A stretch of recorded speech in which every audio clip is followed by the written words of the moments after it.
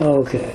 Yeah, you also mentioned that you're doing poetry as well. Oh, of course, I'm a poetry.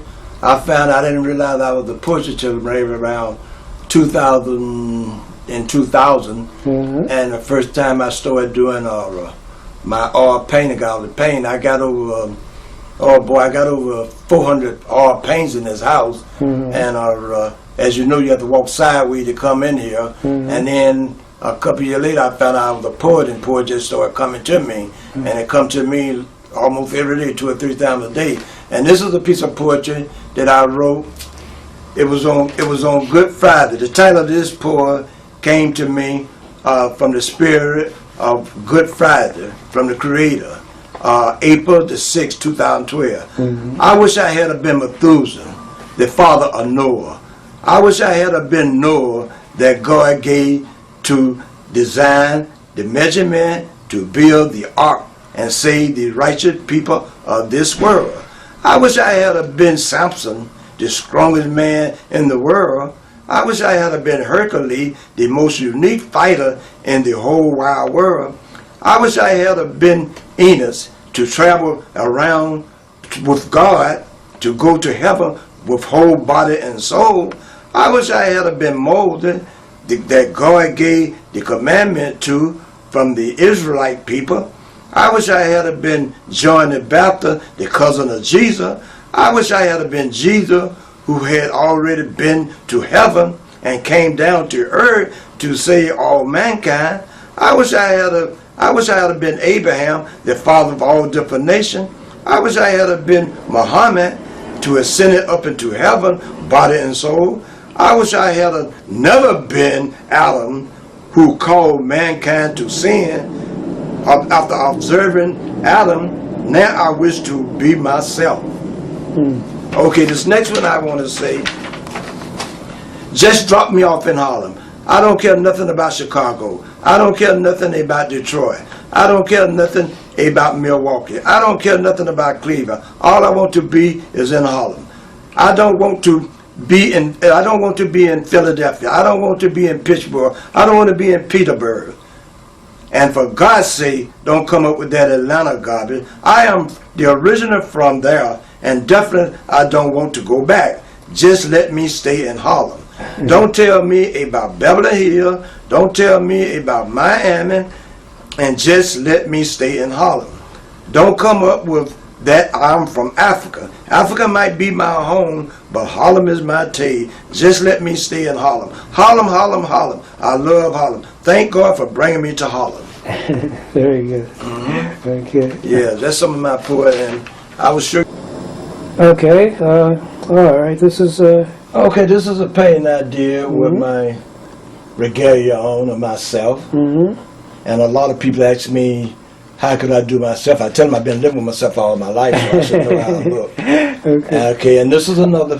No, just hold on. I have to change. I have to change it. Okay, and this is another painting I did of myself. And if you notice, I got the star and the crosser over me. Oh, yeah. You know. Yeah, let me. And I'm the type of person, I believe in all religion. I believe in Islam, Buddhism, Judaism, Christianity. I'm not prejudiced against no religion because I know it's only one Most High. Right. So this is one of my other portraits I did. This is another portrait of my mother. Okay. This is another portrait I did of my mother. And with her regalia on. If you notice, we favor. Okay. I was born for good luck. Most people say I favor with my mother, and I think so too. Sometimes I look in the mirror, and I look just like her. Okay, and this is a. You'll be able to hear this? Yeah, we hear it as well. Oh. Yes, I'll go.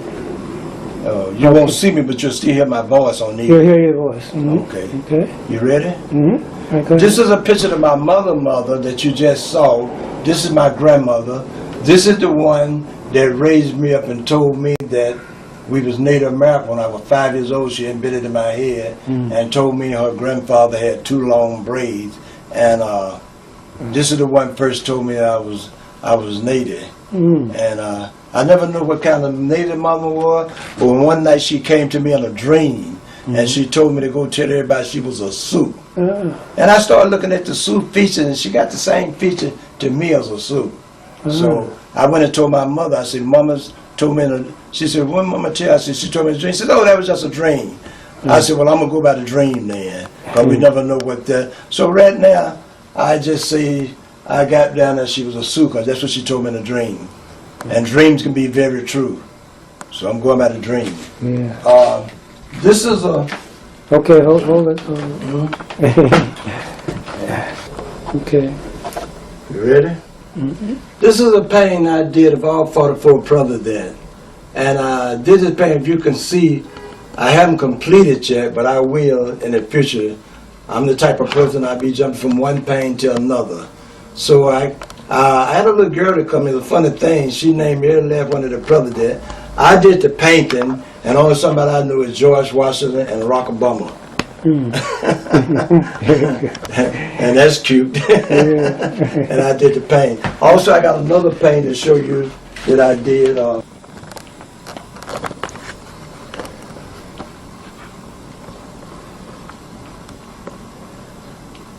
Okay. Go ahead. You ready? I'm ready. This is a paint I did Malcolm X, Elijah Muhammad, Martin Luther King, Frederick Douglass, Nelson Mandela, Marcus Garvey, George Washington Carver, Harriet Tubman, and Sojourner Truth. I did this paint in the year 2000, and this paint was in it was an exhibit. This is about the only paint I ever had in the exhibit.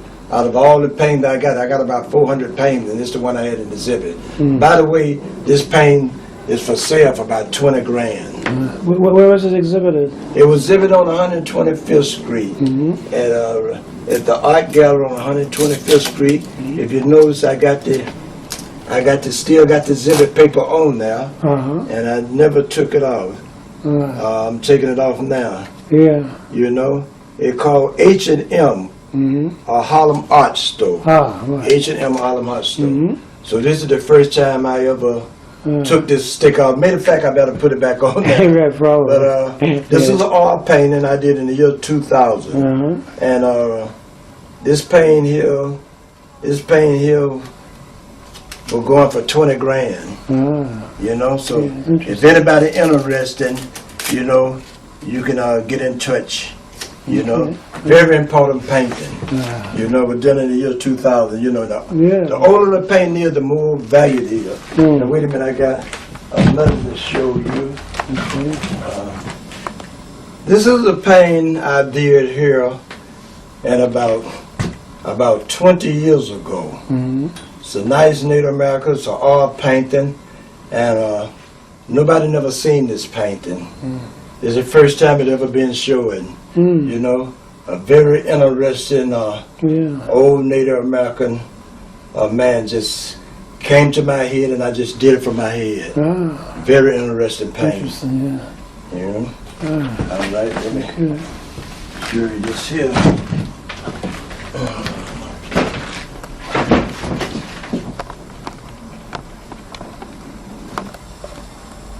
All right. Okay. Good. This is another painting I did in 2003. You got 4 Apache men, and I guess y'all can figure out which one would be Geronimo. You know, I'll let y'all decide, but if you want to decide, you can decide. If you don't, you won't. It's just something come out of my head, a rough painting of the Apache people, Geronimo. Okay. Yeah. Hold it. Right. Okay. Okay, this is a painting I did for my head during the time September 11, the World Trade Center. And if you look, I got the big eagle and where the building is going down. And I notice I got a Native America on the flag, and I got all these different states, the stars, and I got a buffalo at the bottom, and I got Indians at the bottom marching. So this is a painting. It was done, I did it the same day as September 11. I did the painting, and it's just something just come out of my head, you know. And I like to paint, and if anybody want to purchase this they can. Yeah. You know, it's a very interesting painting, and I think it's 8 feet. It's 8 feet by 4 feet. It's 8 feet by 4 feet. It was done on a piece of white birch plywood. 8 feet by 4 feet. So it's a very interesting piece. Yeah. If anybody could be interested in this here, it's up for sale. Okay? And I got one more piece I want to do, not a paint, but something I want to show. Oh, okay. Yeah.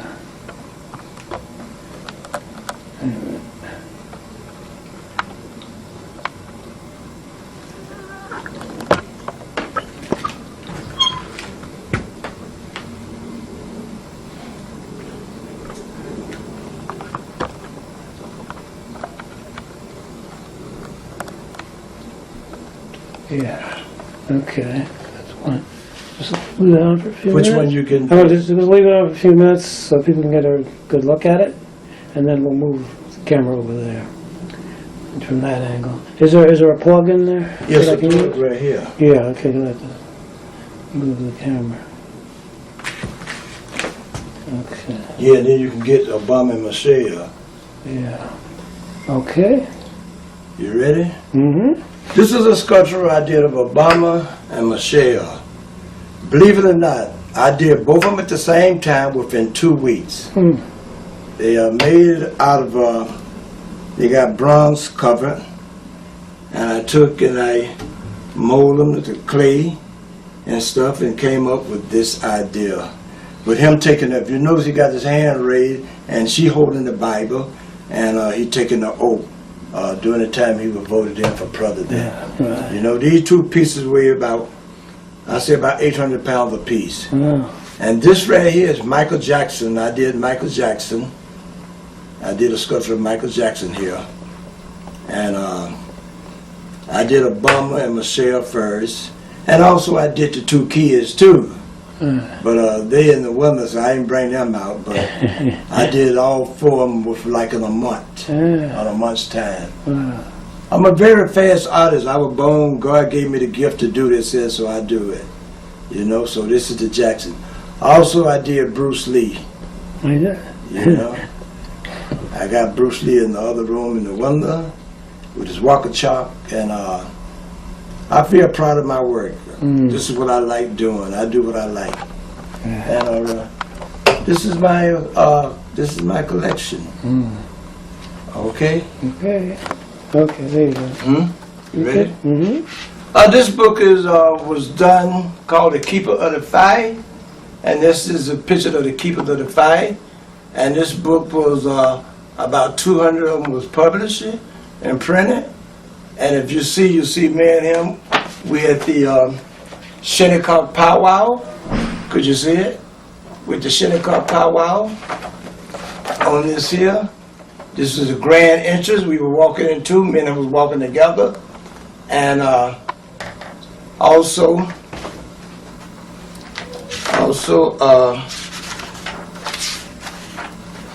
this is me right here. I'll just hold it. Could you see it plain? No, no. Wait a minute. Not yet. Wait a minute. Let me get it. Yeah. Okay. Okay. Oh no. Hold it for a minute. Just hold it so I can see it. Yeah. Oh, I'm going to stand by. Okay. Now just hold it for a minute. Yeah.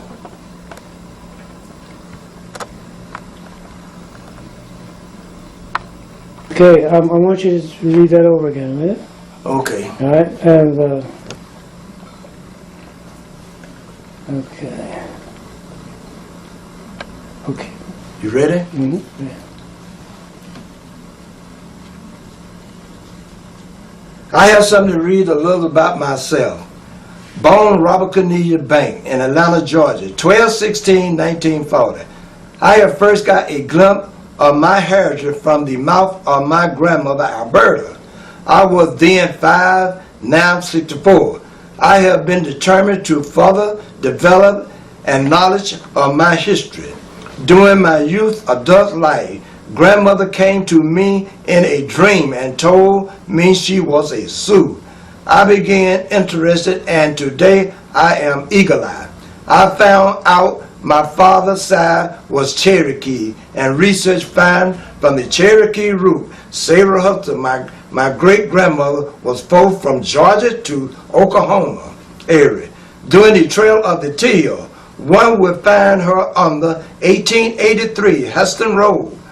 My moving to Lonely Island helped me meet the late Chief Mayo, a Cherokee and faithful mentor, who taught me sculpturing, jewelry making, painting, and carving was two skills I already possessed. But honor during this time, my history helped my self-awareness and evidence I found peace from my past, knowing that there was something there. I have 6 sisters, 1 brother, and 2 sons. None have made oath to the tradition as I have, but hope soon that they will unite. Then I realize I will have to carry on the tradition. Thanks to the Great Spirit, my heritage has been passed down to me that was once cut off from my bloodline. Thanks to the Creator, Sarah, Nancy Hudson, Grandma Alberta, and my father. All have blessed me and aid my want for a complete history and self. Good, okay. Was that all right? Perfect. Yeah. Okay. It's done. It's a collection of essays written by academics. It's compiled by a political scientist who is still at City University, New York, in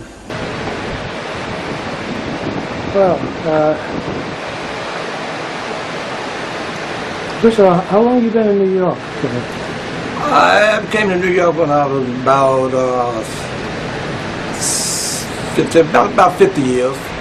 50 years? Yeah, I've been in 50 years. Oh, okay. Mm-hmm. And 71 years old now. 71, okay. 71. We're close in age. Yeah. Yeah. Okay. And you've been working as a carpenter? Oh yeah, I started off working as a laborer, and I was in Local 17 on Houston, downtown, and I went to school and I became a journeyman. I became a full-blooded carpenter.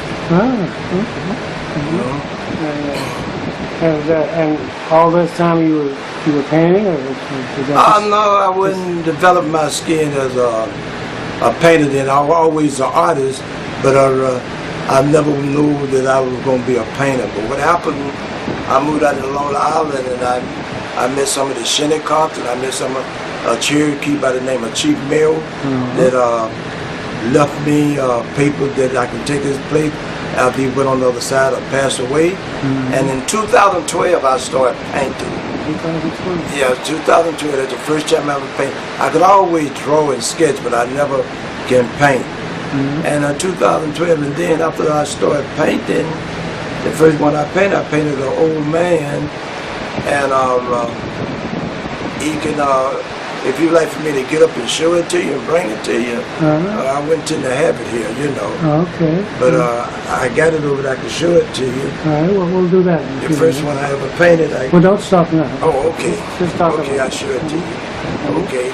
And my sculpturing, I already had my blood. I started off with a guy by the name of Bama from Birmingham, Alabama.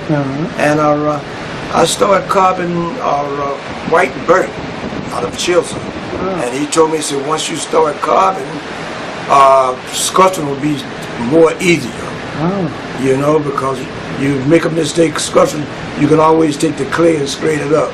But carving, you got your knife and you're chipping, and once you chip off the nose, it's gone. You got to just throw that piece in the wood pile somewhere. So I always kept it in mind. So he passed away too on the other side. And I started sculpturing. You know, I went to the school downtown. Was that the one on 57th Street? That's the one, which one? The school there? the school. Wait just a minute. Let me get the.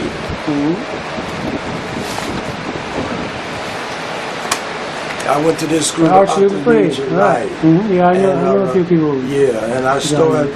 That's the first time I would go up to Columbia University, and the teacher represent my skill drawing and some of my sculpture she had saw in some of my poetry, and she introduced me to the school down to on 57th Street. Okay. You know, and how long did you? well, the first piece I sculpted Reverend Bush at Abyssinia Baptist Church. Oh yeah. I sculpted him, and then after I sculpted him, I sculpted Reverend Knight. Hold about after I sculpted Reverend Knight, I sculpted the President Barack Obama, Michelle, and the two kids. And after I did the sculpture of them, and remind me, I sculpted all four of them within 2 weeks. I'm very fast. I'm a God-gifted person. Not bragging, but I got my gift from the most spirit. Then after I sculpted him, I sculpted one of Michael Jackson. I sculpted Michael Jackson. After I sculpted Michael Jackson, I sculpted my next sculpture with Bruce Lee with the Walker chalk. And I sculpted him. Wait, with the what? With the Walker chalk. Wait, what is that? Yeah, with the Walker chalk. That's what this thing that you fight. It's a Walker chalk. It's a weapon. Yeah, Walker chalk. Called Walker chalk. You fight. This is what Bruce Lee used when they fight. Okay. And I'm planning on right now. I'm planning on donating Barack Obama, Michelle, and his family to the museum in Detroit. Detroit. Yeah, where my people from. I try to take it to the Schomburg Library, which I think was a bad thing, and I live in New York, and I'm having a problem about donating to them. I tried to donate in Chicago, the big black museum, since Obama was in Chicago. They told me I wouldn't rather than in Chicago, and I couldn't do it. So I think Detroit, I think they're going to take it. Okay. You know, so I'm getting ready to, I'm going to drive it over to Detroit.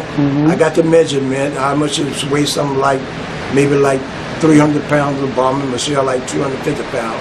And the kids just the boss, they weigh something maybe like 75, 100 pounds a piece. So I took, they wanted to know the measurement, how tall it is, and I gave them all that. And I think it's going over in Detroit in their museum. That's good. And it's a shame that they're not going right up the street, because I live right here on 138th Street, and I got to take some way to Detroit when the people should see the gifted people that they got right here in Harlem. Exactly. Because most people don't know the gifted people they got in Harlem. Most people see me, they say, hey, Chief, but a lot of people don't even know I can do the things I do. Right. So I think it's very important for it to go up to Schomburg, not way in Detroit. And I live right across the street from Schomburg. Right. So it just goes to show you, how good it can be right up under your nose, and you overlook it, and it got to go somewhere else. And I had a few people come in and ask me, I think that's a shame, you got to send this way to Detroit, and you live right across the street from Schomburg, and you donate it to them, So hey, I guess, I'm not going to worry about it, because I know that it's going to Detroit. If I had to drive it, I told them I'd be willing to drive it there myself. Okay. Well, this museum in Detroit, what's the name of it? Oh, the museum in Detroit. I don't know the name of it right now. But it's a big museum, and it's a big museum. It's very. I don't know the name. I have to get the name later. I don't know the name of the museum. It's a shame I'm donating something. Don't know the name of the place. But I'll find out the name in the future when they go there. Okay. Well, when you schedule to go? Well, I'm scheduled to go there once they send me their application back. How much it weighs? How much it weighs, how tall it is, and the bus. It's just the bus. I I showed you. You took a picture that not you got a chance to do so. After the election, you got a chance to take a picture of it. But the most important thing to me is when I went to the Chota, and I couldn't believe it, because my cousin in Wisconsin. She had already did the research, and I had this research way before my son was born. Oh. He was born. I had this research about my son at 30 years old. I've been had this about I'd say about 33 years now, and I didn't know I had it. If you notice right here, it's hard to see, but it's B. Lewis, Harris, Sarah, and Paula, and Maggie, and Francis. These are my ancestors here. Oh, okay. And I got their road number. All right. I got their road number. Whoops. Okay. Okay. And I'm very proud because what amazing to me when I looked in the Cherokee book. When I looked in the Cherokee book. And it's in the book? It's in the book. It's in the book on the Heston Road here. Oh, okay. In the book of the Heston Road. Right. You know, Louis B. The Heston Road. They're in the book. This book called Cherokee Roots. You know? All right. They're in the Heston Road. And they on it. What page is it on? The page is on. It's on page 92. 1883. Heston Road. Okay. 1883 Heston Road. And the next amazing thing to me, you know, I found out they on different roads. There's on the Silver Road. And they on the and this right here where the treaty was, right, where it say it's the census over 16,000 Cherokee resident in Alabama, Georgia, Tennessee, and North Carolina to be removed to Oklahoma under the treaty of the Echola. Is that the Trail of Tears? Yeah, this is where the Trail of Tears started, 1835. So this is where my grandfather, my great-great-grandfather came from, which was Louis B. You know, and see right here is the Cameron Road. It's 18. This is 1852. The Cameron Road. Okay. I don't know if you can see it close, but it's B. Louis Paula, husband and wife. You know, so and then the most interesting thing, I had to go to the Echota after I read the book. After I read this book, and I seen the Echota because I never knew nothing about the Echota. So the Echota is something like an hour and a half out of Atlanta. It is again, 1851. 1851 on the Silver Road. Okay. So now, me and Miss Donnell Moham, we go to out in our. We goes to the Echota Reservation. So when I went to the Echota Reservation, it was amazing because we wanted to find out this information was the truth. You know, that my people were part of the Trail of the Tears. Oh, I see. And it was amazing when we went there. We found out all the information. I want to see where I got it. Oh, see, I got it marked off right here. Yeah. See right here. This right here book was printed then. This is Right. This came out of the book. This is just a Cherokee print out of the book. Planners. Right. In This is a print Georgia. out of the book. And this just came out? No, but the book came out in 18 something. Oh, it's been But this is around. what this is my people read that. They listed right there. Oh, I see. So we got a copy out of the book. And it was amazing. They had their record right there. And the man was amazing because most people come there. You know, a lot of people claim that they Cherokees and they this and they that. You know? Yeah. And they're not really. And they really not, you know. Yeah. You know, there's no proof. They might be there, but it's amazing because I got the proof. Oh, good. You know, I got the proof of who I am and where I come from. You know, so nobody. I told you, my father told me I was Cherokee, but I didn't believe it. Yeah, you didn't believe it. But my grandmother used to tell me that too. Yeah. And here it is again. Here it is again, right? I got another copy of them, right? Here it is again. You know? Right here. And this that's actually a book. That's not a book they got at the Echota Reservation. Okay. So we just got we ain't purchased the book yet, so the man took copies out of the book. They let us have that until we be able to purchase the book. Okay. So when I purchase the book, I'm gonna have the full book. But it tells you all. Did you go down there recently? Did you go down there recently with? Yeah, I went down there. I went down there. But me making a video, I went down there about 3 weeks ago. Oh, 3 weeks ago. About 3 weeks ago. So I want to find out all this information was really, really true about where I come from and who I am. You know? Okay. So it's amazing. It make me feel good that, you know, I'm just not making up something. That I am who I am. And I was wondering why I was thinking the way I was thinking. And, you know, the whole shabroom with it really into my Native America artifact or who I am. This is who I am. You know? It's not no make-believe. I'm not trying to pretend I'm something that I'm not. I'm really, truly a Native American of this country. I'm indigenous of this country. And I feel very proud of it. You know? And a lot of people say, oh, I never seen no Indian black. So you must be black. I said, I must be black. Don't you see how black I am? I said, I'm very black. I'm black. I said, but I'm not an African. I'm a Native. I'm an indigenous of this country. I said, I got proof. I said, I sit there. If you can show it, if I can have proof, if I got proof of who I am, you know. So I am who I am, and I got documented proof that who I am. I got all the records here, and I got everything that I need. Not saying I'm going around trying to prove nothing to nobody, because I know I always feel proud about myself.